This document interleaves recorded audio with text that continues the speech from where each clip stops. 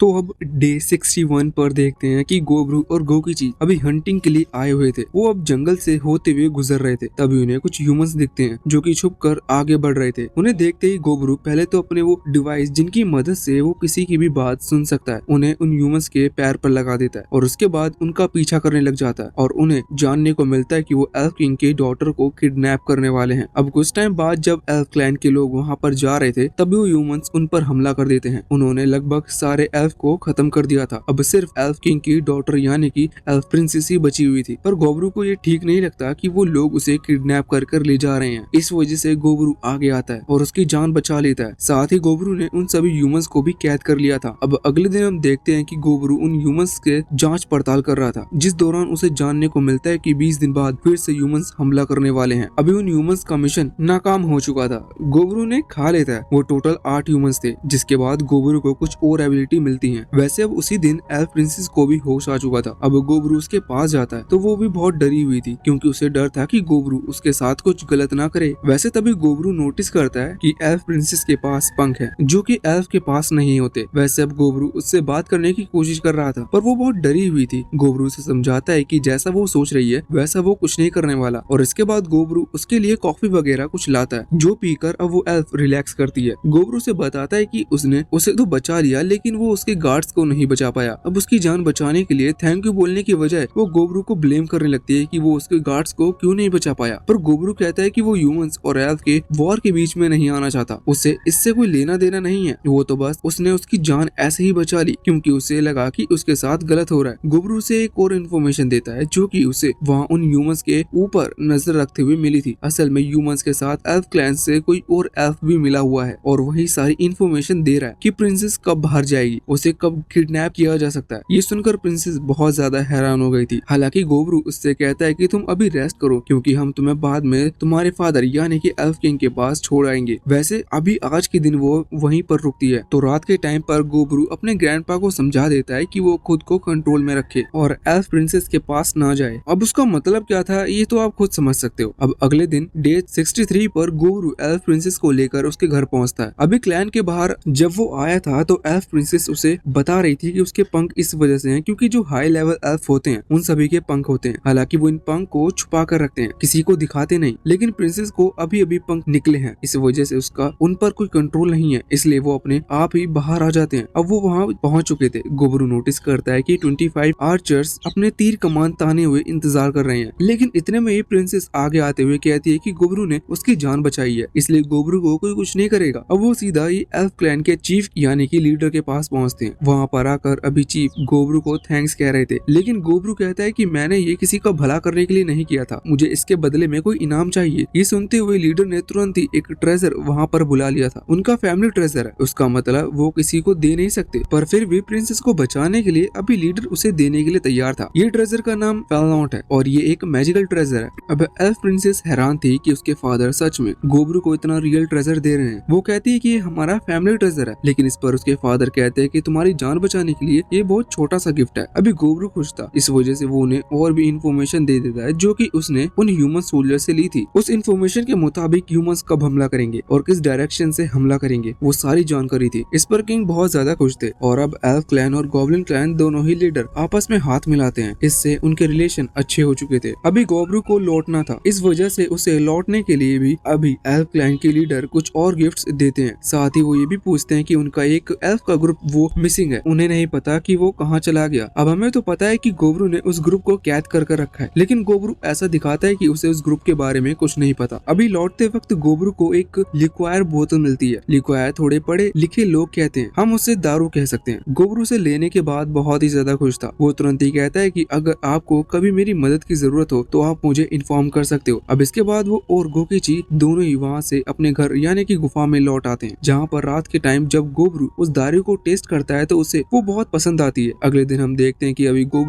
Involve हो चुकी थी, वो भी एक ऑग बन चुकी थी। हालांकि अब इवोल्यूशन होते हैं तो उनकी बॉडी साइज में बड़ी हो जाती है और जो पुराने कपड़े थे वो बड़े नहीं होते। अब आप खुद समझ जाना। वैसे मेरा मतलब ये है कि उसे बहुत सारी पावर्स मिल चुकी थी। उन पावर्स में अभी गॉड ऑफ आइस ने उसे ऐसी पावर दी है कि वो बहुत बड़े अमाउंट में बर्फ को कंट्रोल कर सकती है। गोबरू को ये भी जानने को मिलता है कि आज सिर्फ गोबरू ने ही इन्वॉल्व नहीं किया बल्कि 8 और गॉब्लिन्स इन्वॉल्व हुए हैं। वैसे हमें गोबरू गोबुमी की एक और पावर के बारे में जानने को मिलता है। उसके पास अभी स्पेशल आंखें हैं जिनकी मदद से अगर वो अपने अपोनेंट के ऊपर मैजिक का यूज करे तो उसके अपोनेंट आपस में ही लड़ने लगेंगे। दूसरी तरफ गोबरू बाहर आता है तो उसे जानने को मिलता है कि गाबी भी इन्वॉल्व हो चुकी है। उसके पास सुपर नेचुरल स्ट्रेंथ आ चुकी है। इससे अब वो माइनिंग में और ज्यादा इंटरेस्ट जगा लेती है क्योंकि उसे एक और एबिलिटी मिली थी जिसकी मदद से वो स्पेशल ऑब्जेक्ट किस डायरेक्शन में है उसका पता लगा सकती है। वैसे सातो ने भी अभी पूरी तरह से इन्वॉल्व कर लिया है लेकिन अभी भी वो एक एल्फ ब्लड लॉर्ड है। उसकी पावर ये है कि वो अपने ब्लड को मैनिपुलेट करते हुए उनसे वेपन बना सकती है। लेकिन गोबरू एक चीज हैरान था कि उन सभी गॉब्लिन्स के ऊपर अभी भी कुछ टैटू बने हुए थे जो कि इनकी बॉडी के अलग अलग पार्ट्स पर थे। वो सभी बताते हैं कि इन टैटू से उन्हें पावर मिलती है। इसलिए गोबरू डिसाइड करता है कि वो बाद में इनके बारे में रिसर्च करेगा। अब बहुत सारे लोग इन्वॉल्व कर चुके थे इसलिए गोबरू एक टेबल बनाता है जिसमें सभी की पावर के हिसाब से उन्हें रैंकिंग दी गई थी। उसने ऐसा इसलिए किया था जिससे कि आगे आकर अभी भी किसी के साथ फाइट होती है तो वो सभी को अपनी रैंकिंग के अकॉर्डिंग पोजीशन दे पाएगा। साथ ही साथ सभी को वो अपनी ब्लड से बनाई हुई इयररिंग्स भी देता है जिनके थ्रू वो कांटेक्ट कर सकते हैं। ये उसने कोबाल्ट ग्रुप को भी दी थी और फिर बाद में वो उन एल्फ के पास भी आ जाता है जिन्हें उसने कैद कर रखा है। लेकिन वहाँ पर वो सारी एल्फ गर्ल इस चीज के लिए मना कर देती है क्योंकि उन्हें लग रहा था कि ये तो सजने की चीजें हैं, वो इसे लेकर क्या करेंगे। वैसे इसके बाद गोबरू उन्हें सोचने का टाइम देता है और अब वो कोबाल्ट ग्रुप को और एल्फ को भी साथ में ट्रेनिंग करवाने लगता है। गोबरू उनकी स्पेयरिंग के लिए मतलब कि उनकी ट्रेनिंग के लिए अभी अपने वो अनडेड मॉन्स्टर का यूज कर रहा था जिससे वो अपनी पावर से क्रिएट कर सकता है। हालांकि गोबरू को जानने को मिलता है कि वो जिस तरह के पावर को मैनिपुलेट करते हुए यूज करेगा उस तरह से वो अपने अनडेड आर्मी के सोल्जर्स को क्रिएट कर पाएगा। इसका मतलब अगर वो ज्यादा पावर लगाता है और सही तरह से पावर लगाता है तो इससे उन मॉन्स्टर की बॉडी पर कुछ आर्मर भी आ जाएंगे और वो आर्मर जितने अच्छे हुए वो मॉन्स्टर उतना ज्यादा पावरफुल और रेयर माना जाएगा। वैसे अभी गोबरू उनका यूज सभी के ट्रेनिंग के लिए करता है। हम देखते हैं कि वो एल्फ ज्यादातर ताकतवर नहीं थे क्योंकि उन्हें इस तरह की ट्रेनिंग कभी नहीं मिली। इस वजह से वो बहुत ही जल्दी हार रहे थे। इस पर अब उनका ट्रस्ट जागने लगता है क्योंकि गोबरू देखा जाए तो सिर्फ उन्हें स्ट्रॉन्ग बना रहा है। इससे गोबरू का तो कोई फायदा नहीं है इसलिए वो अब गोबरू पर थोड़ा सा ट्रस्ट करने लगे थे, ज्यादा नहीं थोड़ा सा। और अब वो आपस में भी थोड़े खुश थे क्योंकि पहले उन्हें कैद होने जैसा महसूस हो रहा था। हालांकि वो कैद ही थे। गोबरू अगले दिन ये चीज नोटिस करता है कि क्या इन डेड को खाया जा सकता है, क्या इससे और एबिलिटी मिलेगी। लेकिन जब वो ऐसा करता है तो वो ऐसा नहीं कर पा रहा था। गोबरू को दूसरी चीजें से जानने को मिलता है कि ये जो अनडेड आर्मी है ये धूप में जिंदा नहीं रह सकती। अगर ये धूप में जाएंगे तो इनकी बॉडी में आग लग जाएगी। इसलिए दिन में गोबरू को अपनी एनर्जी को वेस्ट करने का कोई फायदा नहीं है। इसलिए वो फैसला करता है कि ये जो ट्रेनिंग होगी वो रात को ही करेंगे। और एक चीज गोबरू को जानने को मिलती है कि अगर वो कम एनर्जी का यूज करे तो वो इस तरह के बहुत सारे सोल्जर क्रिएट कर सकता है। वैसे उसे बाद में जानने को मिलता है कि उस ग्रुप में पूरे 100 मेंबर्स हो चुके हैं। मेंबर इसलिए क्योंकि उसमें कोबाल्ट और वो एल्फ भी हैं। अब जो गोबरू ने रैंकिंग टेबल बनाई थी उसमें से जो कोबाल्ट थे वो बहुत नीचे की रैंक पर थे और एल्फ भी नीचे थे, जिस वजह से उनकी स्पेशल ट्रेनिंग होती है और उन्हें ज्यादा मेहनत करनी पड़ती है जिससे कि वो बाकियों के मुकाबले ज्यादा आगे बढ़ सके और बाकियों की तरह ताकतवर बन सके। अब अगले दिन गोबरू को उनकी पावर भी देखने को मिलती है क्योंकि जब गोबरू उन्हें हंटिंग के लिए भेजता है तो उन कोबाल्ट की स्पीड बहुत ज्यादा बढ़ गई थी तो वो बहुत तेजी से आगे बढ़कर पूरे 20 वुल्फ को कैप्चर कर लेते हैं। लौटते वक्त गाबी को एक बड़ा सा जंगली सुअर दिखता है लेकिन वो पंच करते हुए अपनी सुपर स्ट्रेंथ से उसे खत्म कर देती है। उसकी पावर देखकर बाकी सभी हैरान थे। अब अगले दिन हम देखते कि वहाँ उस ब्लैक स्मिथ लड़की ने भी गोबरू के लिए एक वेपन तैयार किया था। ये गोबरू का ओल्ड वेपन है लेकिन उसने इसे अपग्रेड कर दिया है और इसकी पावर बढ़ा दी है। गोबरू इस पर खुश था। वैसे सभी लोग इन्वॉल्व कर रहे हैं इसलिए वो ब्लैक स्मिथ भी कहती है कि उसने भी इन्वॉल्व कर लिया है। अब वो पहले से ज्यादा अच्छे ब्लैक स्मिथ बन चुके हैं। गोबरू उसे शाबाशी देता है। अब बाद में हम देखते हैं कि अभी गोकीची गोबरू के पास आता है और उसे बताता है कि उसे बहुत दिन से गोबरू को एक बात कहनी थी। वो ये कहना चाहता था कि वो भी गाबी को लाइक करता है लेकिन वो ये बात उसे बता नहीं पाया। गोबरू कहता है कि वो बात ऑलरेडी जानता है। अब हमें जानने को मिलता है कि इस वजह से गोकीची का बिहेवियर इतने दिनों से अलग था। गोबरू उसे सलाह देता है कि वो आज ही रात गाबी को सारी बातें अच्छे से समझा दे और बता दे। अब गोकीची बात मान लेता है और जाता है। रात को वो गाबी को सारी बात बताता है। अब अगले दिन वो बहुत ज्यादा खुश लग रहा था और पहले से ज्यादा ताकतवर लग रहा था। अब हमें नहीं लगता कि गाबी ने सिर्फ हाँ की होगी जिस वजह से वो इतना खुश है। अभी नहीं बताया जाता है कि शायद कुछ और भी हुआ हो पर आप तो समझदार हो। अब हम देखते हैं कि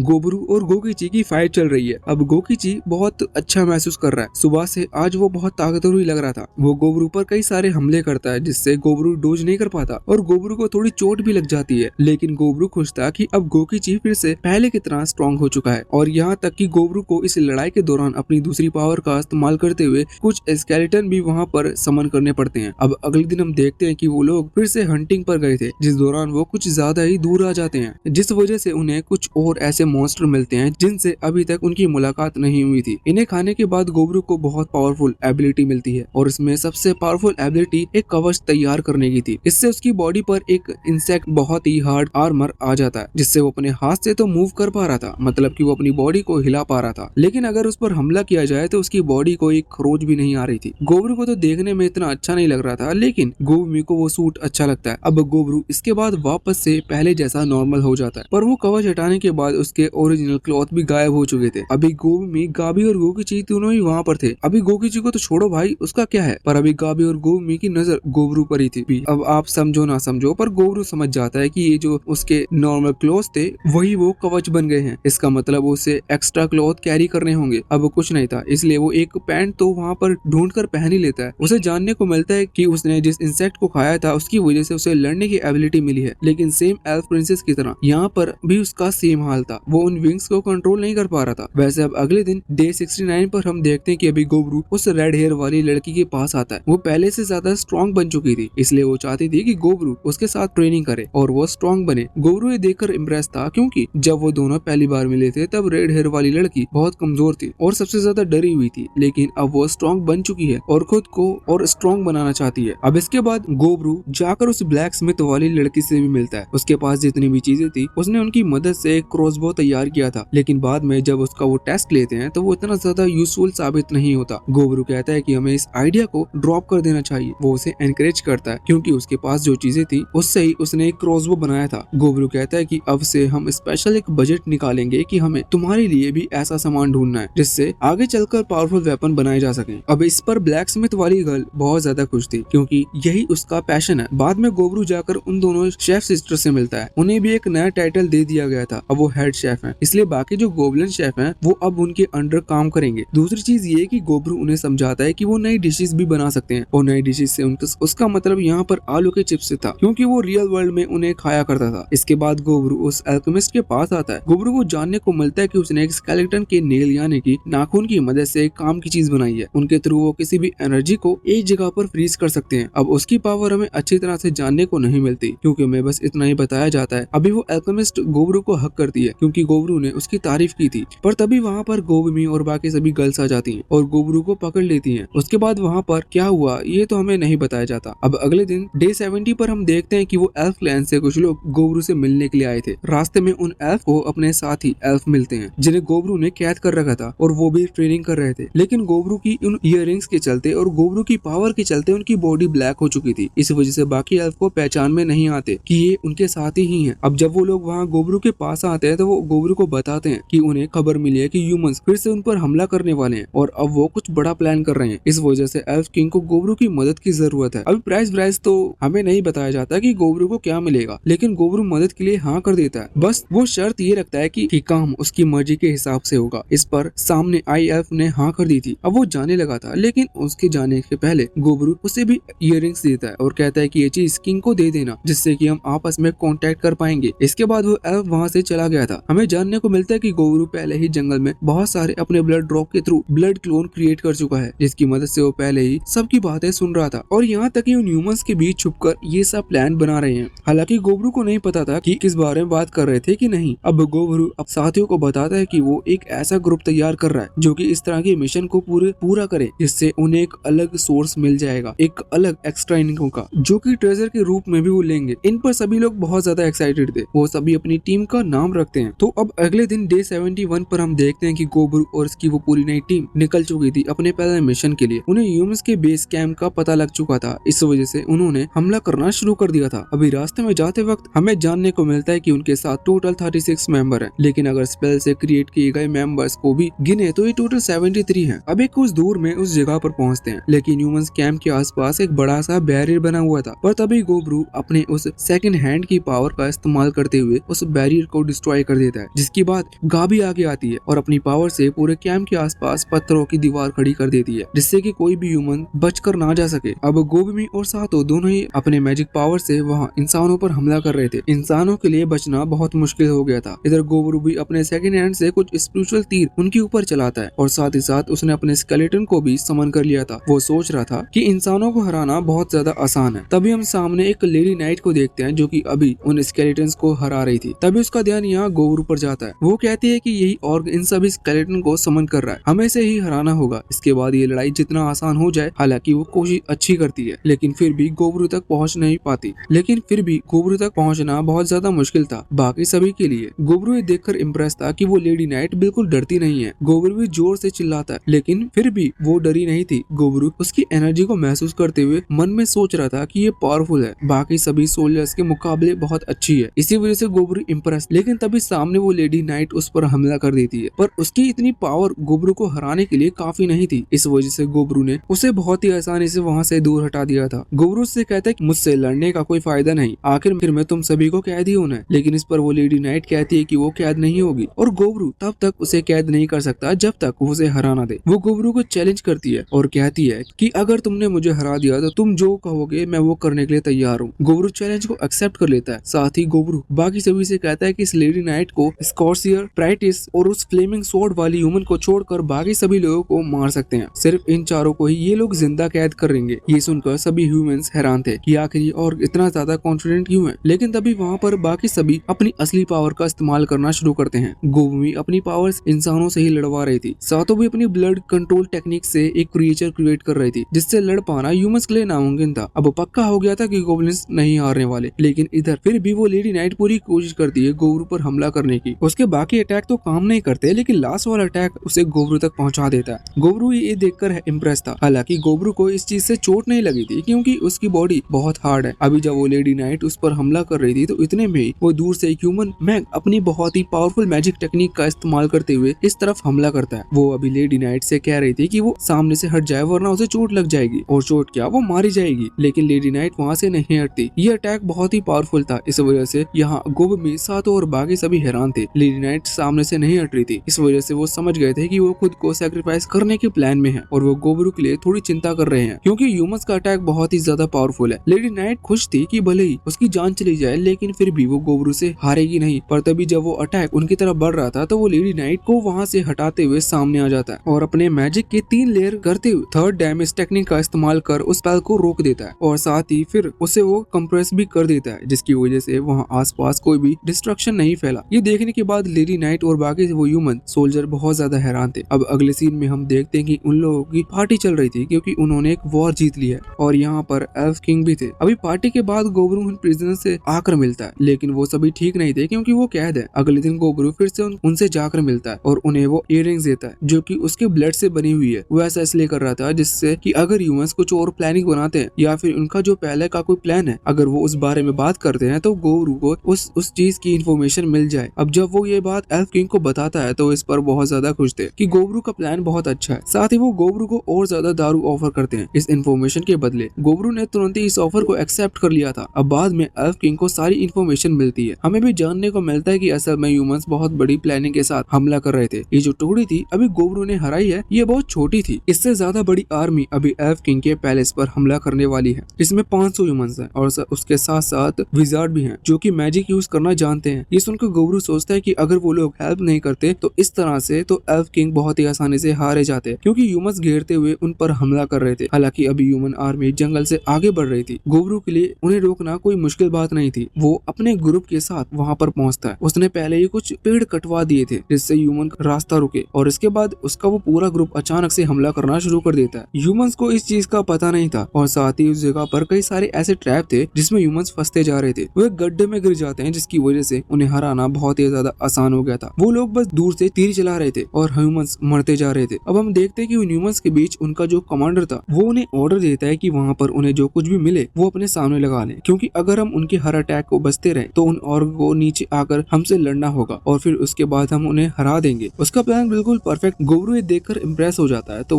वो तुरंत ही गोकीची से कहता है कि वो नीचे जाकर उस कमांडर के साथ फाइट करे। गोकीची नीचे पहुंचता है लेकिन गोबरू सोच रहा था कि क्या सच में गोकीची वहाँ रुककर उस कमांडर से लड़ पाएगा क्योंकि बाकी ह्यूमन सोल्जर्स भी वहीं पर हैं और अभी गोकीची उस कमांडर की 1-on-1 फाइट होती है। गोकीची ये देखकर हैरान था कि वो कमांडर सच में बहुत ज्यादा स्ट्रॉन्ग है और वो उसे परफेक्ट टक्कर दे रहा है। लेकिन हालांकि अंत में जीत गोकीची की होती है। बाद में बाकी सारे ह्यूमन सोल्जर्स को पकड़ लिया जाता है और उन्हें खाने के बाद गोबरू को पहली बार बहुत ज्यादा एबिलिटी मिल जाती है। तभी गोकीची गोबरू के पास आकर कहता है कि ये कमांडर सच में बहुत ज्यादा स्ट्रॉन्ग है और पता नहीं क्यों ये मुझे तुम्हारी तरह अलग लग रहा है। लेकिन गोबरू को ये चीज समझ में नहीं आती। अब तभी वहाँ पर गोबमी आती है और गोबरू से कहती है कि उसे गोबरू के बच्चे की मदर बनना है। आप गलत मत समझो, सही इसका मतलब वही है जो आप समझ रहे हो। कुछ देर बाद हम देखते हैं कि उस कमांडर को और साथ ही जो उसके बराबर लेवल के जो कमांडर आए हुए थे उन्हें भी कैद कर लिया गया था और सेम उसी जंगल में रख लिया गया जहाँ पर वो लेडी नाइट और बाकी सभी को रखा था। अभी सभी बहुत चिंता में थे, लेकिन जिस कमांडर ने गोकुची के साथ फाइट की वो सभी कह रहे थे कि आखिर वो चिंता क्यों कर रहे हैं, यहाँ पर उनके खाने के लिए और सोने की जगह है और आखिर उन्हें चाहिए ही क्या। ये सुनकर बाकी सभी हैरान थे, पर वो उससे कहते कि तुम एक कम्यूनर हो और हम नोबल से तुम हमारी प्रॉब्लम नहीं समझ सकते। हमें इस तरह की जगह में रहने की बिल्कुल भी आदत नहीं है। अब कुछ ही देर बाद गोबरू उस रेड हेयर वाली कमांडर को बुलाता है और उससे पूछता है कि आखिर ह्यूमंस एल्फ पर हमला क्यों कर रहे हैं, जरूरी इसके पीछे कोई वजह होगी। वो कमांडर बिना हिचकिचाए तुरंत ही वजह बता देता है। वो बताता है कि उनकी जो किंग है, उनकी जो बेटी है, इसका मतलब उस किंगडम की प्रिंसेस, उन्हें एक बहुत ही सीरियस बीमारी है और उस बीमारी को ठीक नहीं किया जा सकता। 99% चांस है कि वो मारी जाएगी। लेकिन बाद में उन लोगों को पता चला कि एल्फ के पास एक खास मेडिसिन है। ये मेडिसिन जंगल की गॉडेस ने ही दी है। उन्हें लगता है कि इस मेडिसिन के यूज से उनकी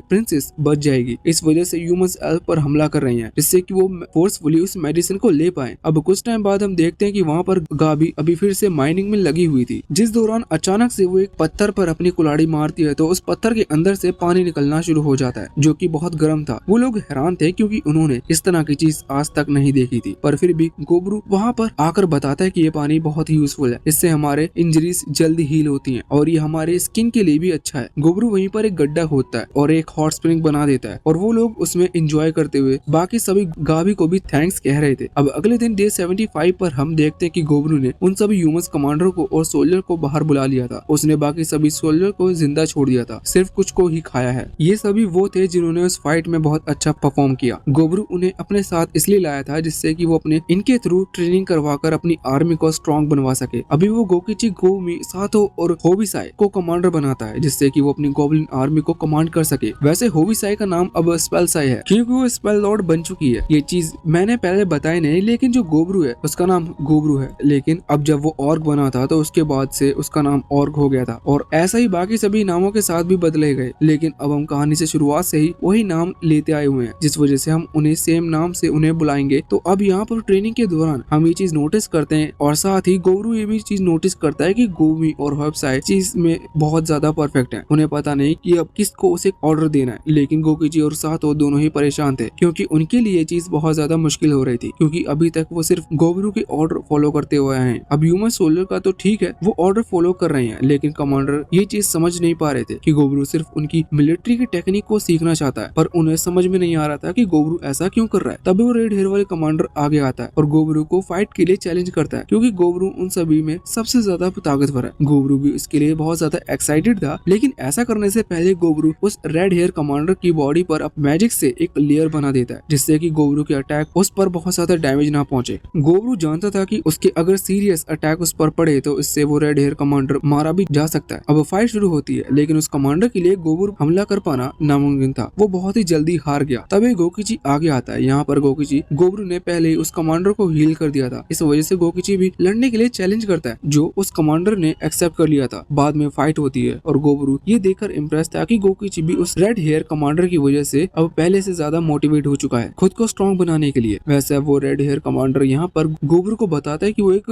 कमनर है, इसका मतलब वो नॉर्मली गांव में रहता है जहाँ पर डेमी ह्यूमंस अक्सर आया करते हैं। इसी वजह से उसने बात बताई थी, इसलिए वो अभी गोबरू और बाकी सभी गोब्लिन से बात करने में इतना डरता नहीं जितना कि बाकी लोग डर रहे हैं। साथ ही अब वो ये भी कहता है कि गोबरू ने सभी को बहुत अच्छे से मैनेज कर रखा है। उसने पहले ही वहाँ पर वो ह्यूमंस गर्ल्स देख ली थी जो कि बहुत पहले यहाँ पर आई थी, वो सभी खुश थी। इसका मतलब वो समझ गया था कि गोबरू किसी को भी परेशान नहीं करता, इसलिए वो अब फैसला करता है कि वो नाइट होने की पोजीशन यानी कि कमांडर होने की पोजीशन हटकर गोबरू के लिए काम करेगा और गोबरू की तरफ से फाइट करेगी। गोबरू को ये चीज पसंद आती है क्योंकि गोबरू को वो पहले ही पसंद आ गया था, इसलिए गोबरू तुरंत ही उसके गले से वो कॉलर हटाते हुए उसे अपनी टीम में ले लेता है। बाद में गोबरू उस रेड हेयर वाली लड़की को इस कमांडर के पास भेजता है स्टूडेंट बनने के लिए, जिससे कि वो मिलिट्री की सभी नियम को सीख सके और खुद को और स्ट्रॉन्ग बना सके। बाद में गोबरू जाकर एल्फ किंग से मिलता है जहाँ पर उनके बीच में ह्यूमंस को लेकर थोड़ी सी बातचीत होती है और लास्ट में गोबरू उस खास मेडिसिन के बारे में पूछता है। उसके लिए ह्यूमंस उन पर हमला करने वाले थे। एल्फ किंग बताते हैं कि वो मेडिसिन वो पहले ही गोबरू को दे चुके हैं। गोबरू ये सुनकर हैरान था, लेकिन किंग बताते हैं कि उन्हें ह्यूमंस से दुश्मनी है क्योंकि ह्यूमंस उनसे वो मेडिसिन जरूर जबरदस्ती छीनना चाहते थे। गोबरू ने उनकी प्रिंसेस को बचाया है, इस वजह से उनके लिए अभी ये मेडिसिन गोबरू से ज्यादा मायने नहीं रखती। गोबरू ये सुनकर बहुत ज्यादा इम्प्रेस था। वो तुरंत ही उस बोतल को पी लेता है, जिसके बाद उसे हीलिंग एबिलिटी मिलती है। गोबरू को इसकी पावर नहीं बताती, लेकिन वो अपनी ब्लड की एक ड्रॉप एक ह्यूमन के ऊपर यूज करता है, जिसके बाद उस ह्यूमन की बॉडी पूरी तरह से हील हो गई थी। गोबरू ये देखकर इम्प्रेस था। उसकी इंटरनल इंजरीज भी हील हो चुकी हैं। गोबरू सोचता है कि उसने सिर्फ एक ड्रॉप का इस्तेमाल किया, अगर वो और ब्लड देगा तो कितनी सीरियस इंजरी तक हील हो सकती है। वो सोच रहा था कि उसे बहुत काम की पावर मिली है।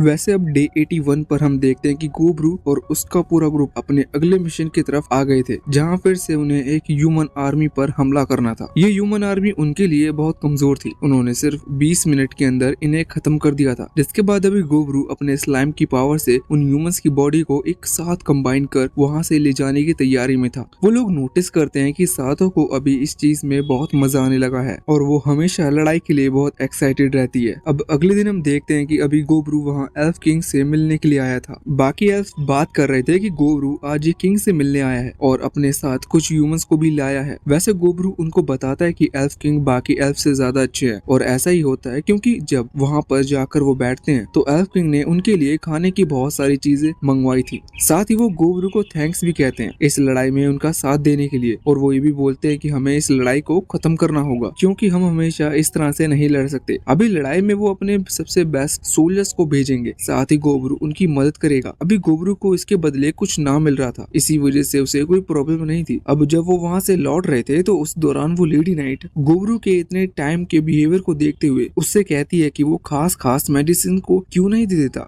इससे लड़ाई वैसे भी आराम से रुक जाएगी। गोबरू सोच रहा था कि ये एक अच्छा आइडिया है, क्योंकि अगर वो ऐसा करता है तो उस राज्य के ऊपर गोबरू का एक कर्जा हो जाएगा। लेकिन अगले ही पल वो ये भी सोचता है कि उनकी जो वर्ल्ड है उसमें 5 तरह की गॉड है और गोबरू के पास गॉड ऑफ डैमेज की पावर है। आप गॉड ऑफ डैमेज को नहीं जानते होंगे क्योंकि ये एक ग्रीक गॉड है जिन्हें डेथ या अंडरवर्ल्ड का गॉड कहा जाता है। तो वैसे में कोई ऐसे गॉड का सक्सेसर किसी को जिंदा रहने वाली दवाई देगा तो लोग उस पर कितना भरोसा करेंगे। इस वजह से गोबरू सोच रहा था कि ऐसा करने से और गड़बड़ हो सकती है, लेकिन फिर भी वो अभी उस लेडी नाइट से कहता है कि वो इसके बारे में सोचेगा। वैसे अब अगले दिन डे 83 पर उनका फाइनल बैटल होने वाला था। उनके सामने इंसानों की सेना थी और उसमें टोटल 2000 लोग थे। गोबरू और बाकी जो एल्फ की तरह से सोल्जर्स आए थे उन सभी को मिलाकर 650 लोग थे, और साथ ही गोबरू भी रश नहीं कर सकता क्योंकि ये लड़ाई बहुत ही ज्यादा मुश्किल है। इसका कारण गोबरू तो तब पता चलता है जब उसने अपने एक छोटे से ब्लड क्लोन को वहाँ इंसानों पर नजर रखने के लिए भेजा था। उसे जानने को मिलता है कि इस बार जो ह्यूमंस आर्मी आ रही है उसमें 8 गोब्रिक वॉरियर्स हैं जिनको गॉड की पावर्स मिली हुई है। वो बहुत पावरफुल है। अगर ये लोग रश करेंगे और 2000 लोगों में से एक साथ लड़ेंगे तो ये बहुत ही ज्यादा मुश्किल है कि ये जीत पाए। वैसे ये सोचते हुए गोबरू डरा नहीं था, बल्कि वो ये सोच रहा था कि आखिर उनका टेस्ट क्या होगा और उन्हें खाने के बाद उससे एबिलिटी क्या मिलेगी। अभी यहाँ फाइट शुरू होनी थी, जिसके बाद गोबरू तुरंत ही अपने स्केलेटन्स को समन कर लेता है। गावी में कहती है कि ये सही आइडिया नहीं लग रहा क्योंकि बहुत जल्द सुबह होने वाली है और धूप में ये स्केलेटन्स कुछ नहीं कर पाएंगे और जल जाएंगे। इस पर गोबरू कहता है कि इस चीज का इलाज उसने पहले ही निकाल लिया था। इसके बाद अब वो गोकीजी के आसपास के पैरामीटर पर नजर रखते हुए फाइट करने की कहता है, क्योंकि उनकी फाइट 2000 लोगों से हो रही है, इसलिए उन्हें इस बार ही बहुत ज्यादा प्लानिंग के साथ काम करना पड़ेगा। वैसे अब इसके बाद हमला शुरू होता है। गोबरू ने अभी सिर्फ अपने स्केलेटन्स भेजे, सामने इंसानी सोल्जर्स उन स्केलेटन से लड़ रहे थे, लेकिन इसका कोई फायदा नहीं है क्योंकि वो स्केलेटन्स बहुत सारे हैं और वो सोल्जर जानते थे कि वो जैसे ही सुबह होगी वो स्केलेटन्स मारे जाएंगे। कुछ देर में वहाँ सूरज निकलना शुरू हो जाता है। ये लोग खुश थे, लेकिन स्केलेटन्स को कुछ नहीं होता। हमें जानने को मिलता है कि गोबरू ने पहले ही अपनी स्लाइम पावर से इन स्केलेटन की बॉडी के ऊपर स्लाइम कोटिंग कर दी है, जिसकी वजह से अब इन पर धूप नहीं पड़ रही। वैसे अब गोबरू वहाँ उनके सेंटर में आ चुका था और सोचता है कि अगर वो सेंटर में ही हमला कर दे तो इससे उनका कितना फायदा होगा, क्योंकि वो सेंटर के सोल्जर्स को हराकर अपनी मर्जी से डायरेक्शन बदल सकते हैं। उन्होंने एक साथ सभी से लड़ने की जरूरत नहीं पड़ेगी। लेकिन उसी दौरान हम वहाँ पर गोब्रिक वॉरियर को आते हुए देखते हैं। वो अभी कह रहे थे कि उसे इस तरह की वॉर में बिल्कुल भी मजा नहीं आता। वो सिर्फ जंगल के कुछ क्रिएचर से लड़ने के लिए आया है। ये लड़ाई बिल्कुल भी इंटरेस्टिंग नहीं है। बस सोल्जर्स को थोड़ी ज्यादा मेहनत करनी चाहिए, वो आराम से जीत जाएंगे। लेकिन जब वो सामने गोबरू को अपने अटैक को परफॉर्म करते हुए देखता है तो हैरान हो जाता है। अब उसे भी इस लड़ाई में थोड़ा सा इंटरेस्ट आने लगा था। इधर हम गोबरू को देखते हैं, वो अभी अपने ब्लड को थोड़े से पानी को कंबाइन करते हुए उससे अटैक कर रहा था। अपने ब्लड की वजह से वो पानी को भी कंट्रोल कर पा रहा था। वो हमला करता है और वहाँ पर जितने भी सोल्जर्स थे वो मारे जाते हैं। इसके बाद इतनी पावर का यूज करने की वजह से गोबरू को भूख लगी थी। वो वहीं पर खड़े हुए एक बीस्ट की तरफ आगे बढ़ता है, लेकिन उसी दौरान वहाँ पर वही बच्ची आ जाती है और कहता है कि वो गोबरू से लड़ना चाहता है। गोब्रू उसे देखते ही पहचान गया था, उसका नाम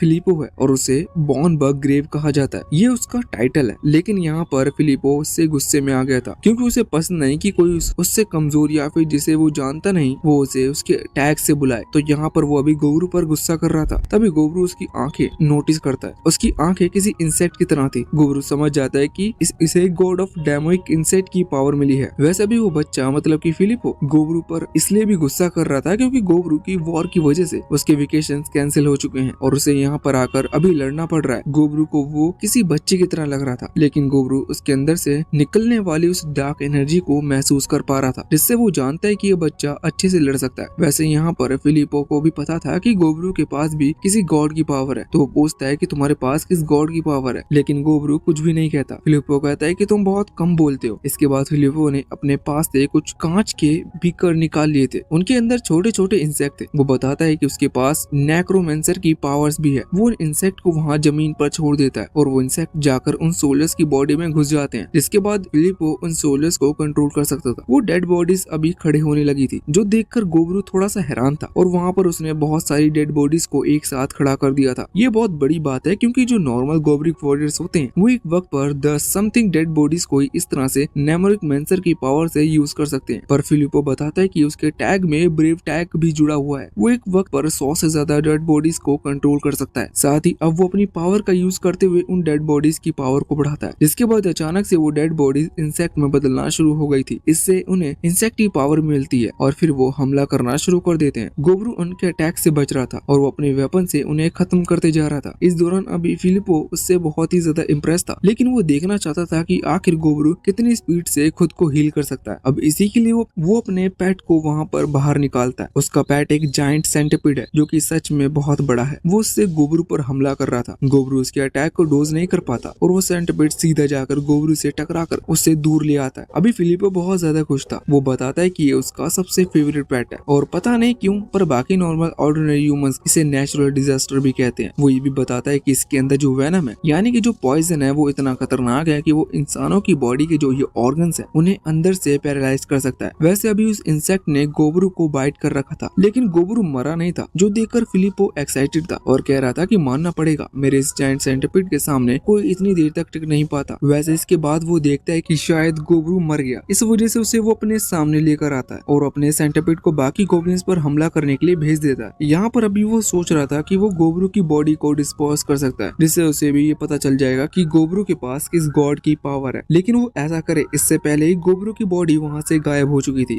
और इतने में ही अचानक से गोब्रू उस पर हमला भी कर देता है। वैसे पहले तो फिलिपो को कुछ समझ में नहीं आता कि गोब्रू पूरी तरह से ठीक कैसे है, पर बाद में वो समझ जाता है कि असल में गोब्रू ने पहले ही अपनी बॉडी को चेंज कर दिया था। मतलब उसने पहले ही जिस पर हमला किया था वो बस गोब्रू का एक क्लोन था, क्योंकि गोब्रू अभी पूरी तरह से ठीक है। गलती ये हो गई कि उसने अपने पेट को भी यहाँ से भेज दिया, जिसे अब वो फिर से नहीं बुला सकता, इसलिए ये सिर्फ गोब्रू की चाल थी। पर वो बताता है कि उसके पास एक और सीक्रेट वेपन है, लेकिन वो उसका इस्तेमाल करे इससे पहले ही गोब्रू से पूछता है कि आखिर वो है कौन। तो इस पर फिलिपो अपना नाम बताता है और वो बताता है कि वो किंगडम में 7th रैंक पर है। ये रैंक स्ट्रॉन्गेस्ट मेंबर को बताती है। वो 7th पर मतलब वो किंगडम में 7th नंबर पर सबसे ज्यादा स्ट्रॉन्ग है। पर अब वो जो ये सब बता रहा था उसी दौरान गोब्रू उस पर हमला कर देता है और उसके हाथ में उस कांच की छोटी सी बोतल को जिसमें उसका सीक्रेट वेपन था उसे डिस्ट्रॉय कर देता है। ये देखने के बाद अभी फिलिपो को बहुत ज्यादा गुस्सा आ गया था। पहले वो उसे दूर हटाता है और कहता है कि तुमने मेरी पहले सीक्रेट वेपन को डिस्ट्रॉय कर मुझे अपने दूसरे वेपन को यूज करने का मजबूर कर दिया। वो अपने उस दूसरे सीक्रेट वेपन का इस्तेमाल करते हुए खुद एक बग यानी कि इंसेक्ट में बदल जाता है। उसकी पावर भी बहुत ज्यादा बढ़ चुकी थी। वो गोब्रू पर हमला करता है, लेकिन गोब्रू उसके अटैक से बचते जा रहा था। गोब्रू सोचता है कि एक अच्छे खाने के लिए उसे मेहनत तो करनी होगी। फिलिपो को खाना चाहता था जिससे कि उसे इस तरह की खास एबिलिटी भी मिल जाए, पर फिर वो कहता है कि मेरे पास भी इंसेक्ट में कन्वर्ट होने की पावर्स है। ये सुनकर फिलिपो थोड़ा सा हैरान था, पर फिर गोब्रू उसे अपनी पावर दिखाता है। गोब्रू की बॉडी पर वही हार्ड सूट आ गया था और उसके पंख भी निकल गए थे। इसके बाद उन दोनों में लड़ाई शुरू हो गई थी, लेकिन गोब्रू की पावर बहुत ज्यादा साबित होती है। वो फिलिपो को बहुत ही आसानी से हराते जा रहा था और नीचे गिराते जा रहा था। उस दौरान वहाँ गाबिमी को भी ऐसा महसूस होता है कि कुछ गड़बड़ है और वो वहाँ से आगे बढ़ जाती है। इस तरफ हम देखते हैं कि फिलिपो अचानक से रुक गया था। वो कहता है कि अब उसे जाना होगा। गोब्रू कहता है कि वो उसे नहीं जाने दे सकता क्योंकि वो किसी भी कीमत पर उसे खाकर ही रहेगा, पर फिलिपो कहता है कि ये उसकी मर्जी नहीं है और इसके बाद वो अपने इंसेक्ट की बॉडी से बाहर आता है और वो वहाँ से भाग जाता है। वो बहुत तेज दौड़ता है। गोब्रू उसका पीछा भी नहीं कर पा रहा था। लेकिन यहाँ पर फिलिपो की जो इंसेक्ट बॉडी थी फिलिपो के बिना भी हमला कर पा रही थी। इस वजह से गोब्रू अभी पहले उसे रोकता है, लेकिन इतने में ही फिलिपो वहाँ से जा चुका था और तभी गाबी भी वहाँ पर आती है और गोब्रू को गले लगा लेती है। वो कहती है कि उसे उसकी चिंता हो रही है। गोब्रू बताता है कि उसने पहले एक क्लोन क्रिएट किया था जिसकी वजह से वो जानता था कि फिलिपो कभी उसे खत्म नहीं कर पाएगा। साथ ही साथ में यहाँ पर अपने एक रेप्लिका के बारे में भी बताता है। रेप्लिका का मतलब क्लोन ही होता है, लेकिन ये क्लोन अलग तरह का था। ये बिल्कुल छुपते हुए वहाँ उस लड़की के पास जा रहा था जो कि आगे चलकर उसी किंगडम का किंग बनने वाला है, जो किंगडम अभी गोब्रू और गोबलिन पर हमला कर रहा है।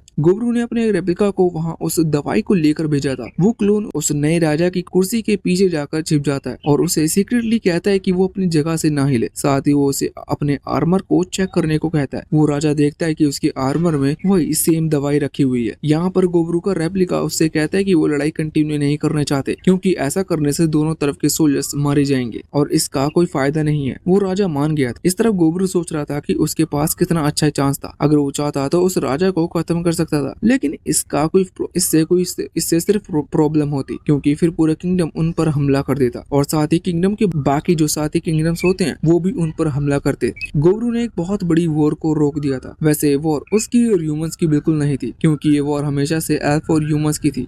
गोब्रू सिर्फ बीच में आकर मलाई खा रहा था क्योंकि सच में देखा जाए तो दोनों की तरफ से गोब्रू का फायदा है। अब जिन लोगों को चोट लगी थी, मतलब जिन गॉब्लिन्स को चोट लगी हुई थी, वो खुद को हील कर रहे थे। उसी दौरान गोब्रू की मुलाकात होती है कुछ ह्यूमन सोल्जर्स से जो कि यहीं पर छूट गए थे और वो अभी जिंदा भी थे। वो डर रहे थे कि गोब्रू उन्हें मार देगा, लेकिन गोब्रू उनसे कहता है कि वॉर ऑलरेडी खत्म हो चुकी है। इसका मतलब अब उसे किसी की जान फालतू में लेने की जरूरत नहीं, वो यहाँ से जा सकते हैं। ये सुनकर ही वो ह्यूमन सोल्जर्स हैरान थे। फिर इसके बाद अब वो उन लाशों के पास जो कि उसके साथियों की थी। गोब्रू ने जो टीम बनाई थी उस टीम के अंदर 30 मेंबर्स आ चुके थे। वो सभी अभी उनकी बॉडी को जला रहे थे क्योंकि ऐसा कहा जाता है कि अगर उनकी बॉडी को ना जलाया जाए तो वो कुछ टाइम में या तो ज़ॉम्बी या फिर भूत बन जाएंगे। अभी सभी लोग रो रहे थे क्योंकि उन्हें दुख था, लेकिन गोब्रू रो नहीं रहा था। वो सोच रहा था कि उसे और ताकतवर बनना होगा वरना इसी तरह से उसके साथ ही आगे भी मारे जाएंगे। और बस उसके ही सोचते ही ये पार्ट यहीं पर एंड हो जाता है।